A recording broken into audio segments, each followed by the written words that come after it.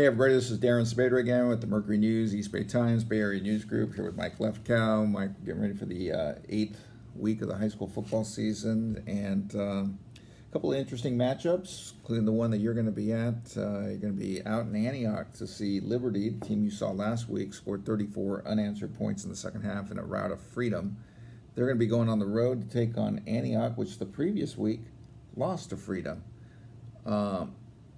What do you make of this? I mean, does Antioch have a shot at an upset here?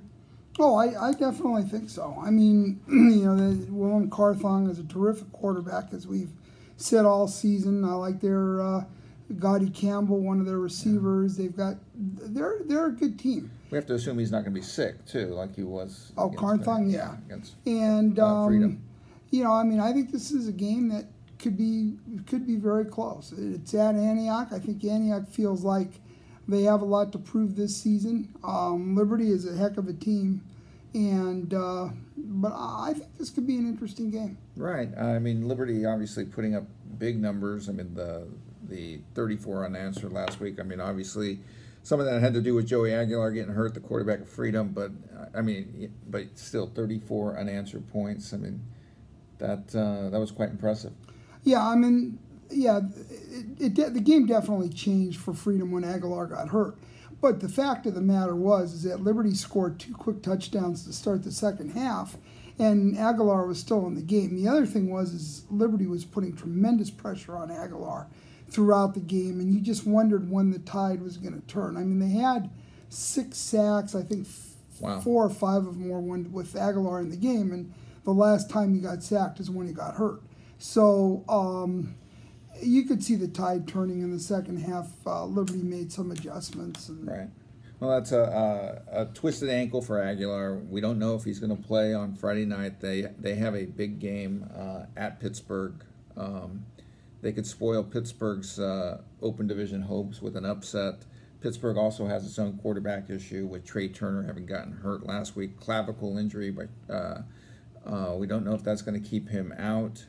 He missed all of last season with an ACL tear, which you know, might be a silver lining, blessing in disguise for Pittsburgh, given that Justin Boyd has a lot of experience there at quarterback for the Pirates. Yeah, I mean, I think Pittsburgh can handle the loss of a quarterback better than Freedom can.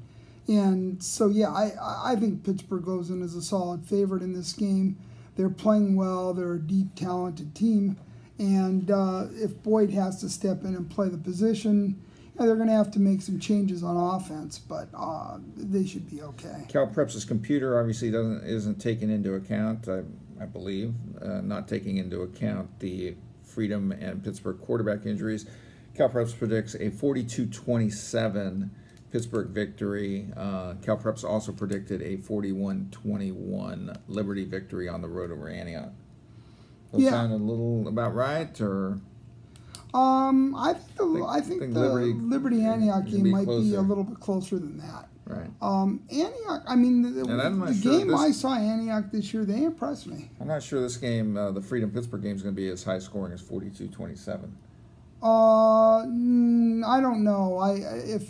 If Freedom doesn't have Aguilar, I mean, they still have some weapons, but I don't know. And I think that game, the final score is a little tougher to call. I think Pittsburgh wins. I think they're a solid favorite, but I'm not sure what the score would be. I'm going to be in Mountain View on Friday to see St. Francis, ranked 5th in our poll, going up against Valley Christian, which is starting to climb the rankings after losing its opener to Wilcox 10-6. The Warriors come in.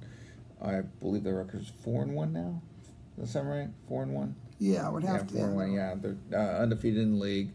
They'll be going up against the St. Francis team. They'll be playing its second consecutive game without quarterback Jack Perry, who suffered an unfortunate torn ACL in their league, St. Francis' league opener against St. Ignatius.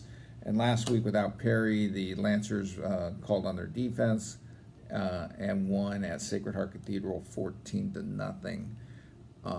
As they move along, maybe even this week against Valley, you got to think that the Lancers are going to have to put up more than 14 points against better defenses that they'll be playing with Valley and Sarah down the line. Yeah, I mean, this is an important game, especially for Valley Christian, because they've got a chance to take advantage of St. Francis not having their starting quarterback. So, St. Francis, I mean, St. Francis is a tough team in the trenches. Great defense. Great defense. They're tough in the trenches. They're going to make it difficult to score, but, I mean, if you're Valley Christian, you go in knowing that St. Francis doesn't have its quarterback, and this is an opportunity. CalPrep's predicting a 21-8 St. Francis victory. I can see something like 10-7, 14-10 type of game. Yeah, I don't know if the CalPrep's computers take into account key injuries. Right. So that's the game I'll be at. We'll also be at an afternoon game, Menlo-Atherton, which because of an agreement with its neighbors, can only play 4 night games a year at its stadium, and the Terra game is not one of them. So they will be playing an afternoon game, 3 o'clock at home against Terra, what looks to be a very important Peninsula Athletic League Bay Division game.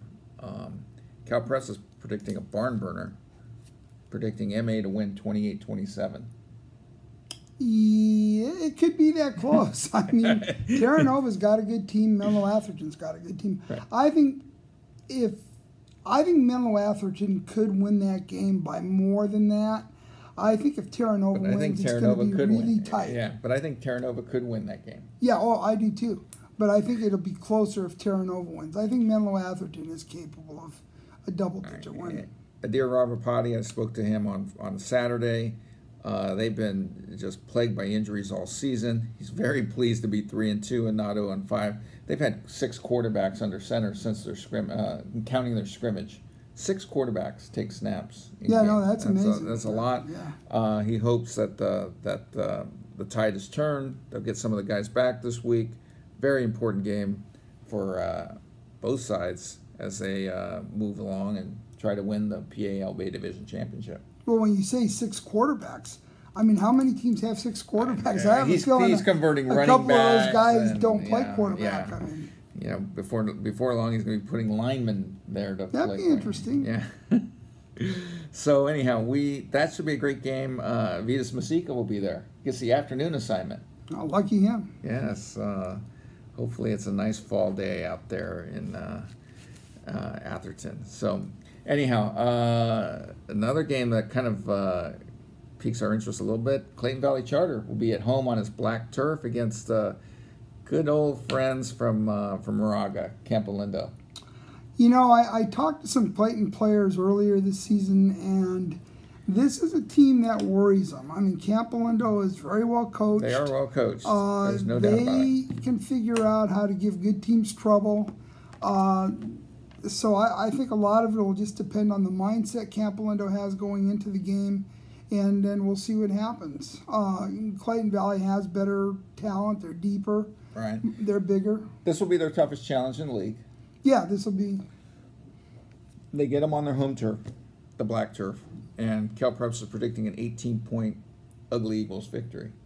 Yeah, I mean, I think it could be more than that. I mean, I really think the game will depends like on I how said, Campo treats the game. Right, I think it's all going to come down to Campo Lindo's mindset and the attitude they have going into the game. They could give Clayton Valley some trouble, and then if things get out of control early, you could get another 49-3 game like I think Clayton had with Acalanes last week. Where we could have a running clock in the second half. Right. So that will be a game we'll be keeping an eye on. Another one that kind of, I mean, these teams, obviously Wilcox having a great year. Big win last week over Palo Alto. Now they go on the road against Los Gatos, which is coming off an upset loss at Milpitas, 17-7. Los Gatos falls out of our rankings this week.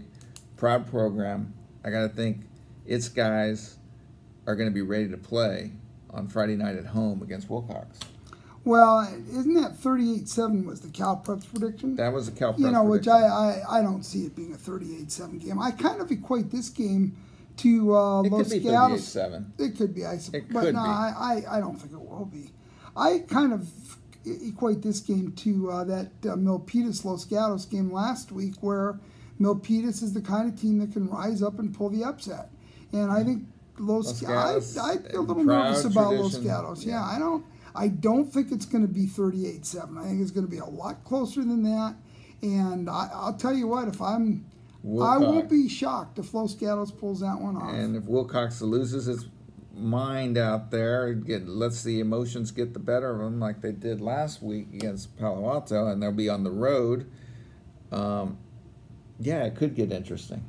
Yeah, I mean, I don't question that Wilcox is a better team and should win. But like I say, this is a game, if I'm the Wilcox coaching staff, I'm a little nervous about this one. All right, going on the road.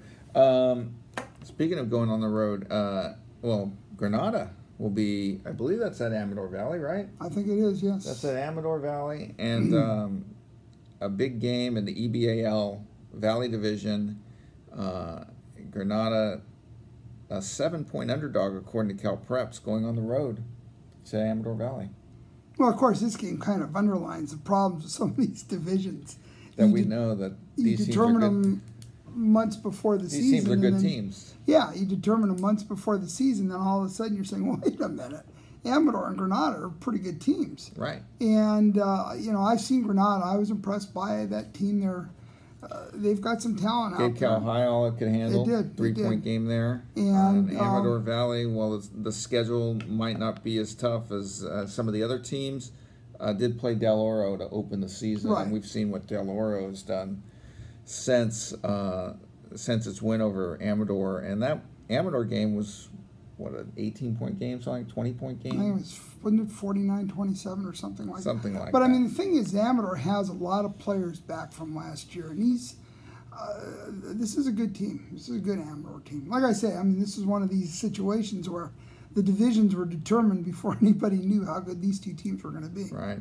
Hey, before we wrap this up, and people are probably wondering, these guys haven't talked about De La Salle at all. We've gone 12 minutes on this thing. We haven't talked about De La Salle, but we're going to talk about De La Salle. How about those Spartans? They had last week off after their tough win over Buchanan at Clovis, and now they get into the 4 league games. How do you think Justin Allenbaugh is going to treat these 4 games? We're going to find out here in a few minutes, but we're taping before we talk to Coach Allenbaugh, so let you play Justin Allenbaugh. How would you treat these 4 games in the EBAL? Well, I mean, I don't think you can overlook these games, and especially the game with Monte Vista. Monte Vista is a good team. They have one loss by 1 point to Bishop O'Dowd.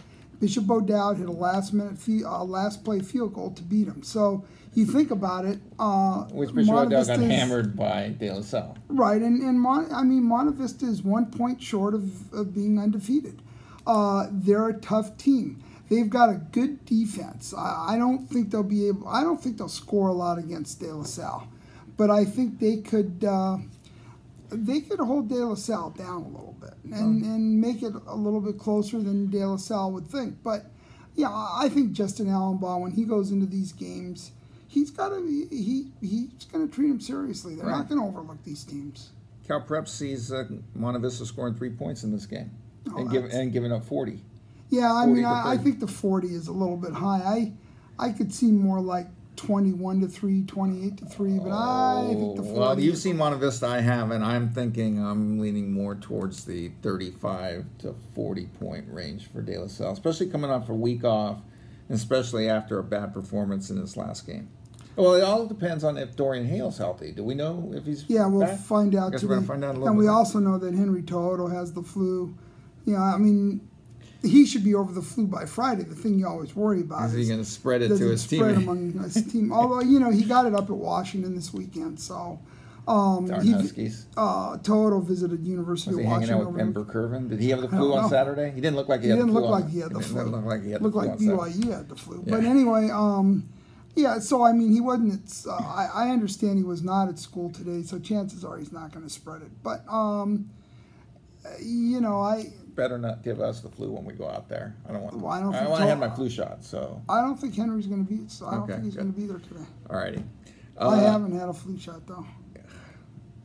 All right. But who knows what kind of flu? I mean, it still seems a little early for the flu.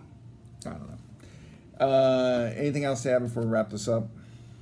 No, I think it's going to be an interesting week. I think there's a lot of interesting games coming up on Friday. All right. Well, check us all out at mercurynews.com, eastbaytimes.com, Bay Area News Group. Sign up for that newsletter. It's free. Comes out on Mondays for the weekend recap and Thursdays for the weekend preview. All you have to do is drop your email address. Very easy to find where to do it. It's all over our website as far as our prep coverage.